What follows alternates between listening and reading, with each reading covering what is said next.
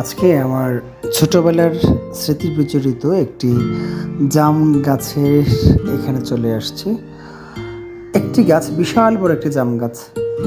তো আজকে প্রায় 20 বছর পর এই জাম গাছের খুব কাছাকাছি, অর্থাৎ পাতা ধরছি, জাম ধরছি।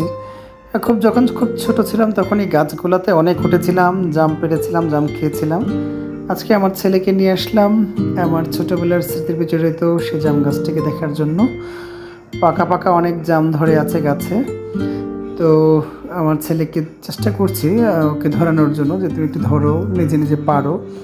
তো একটু জাম পেড়াও আমাকে দিচ্ছে। তো আগে বসে এত এখানে ছাদ ছিল না, এখানে ভবন ছিল না। এখন ছাদে উঠে খুব সুন্দর করে ধরতে পারছি গাছে, এবং খুব কাছাকাছি যেতে পারছি। আর এখন ইচ্ছে করলেও গাছে উঠতে পারবো না, কারণ আসলে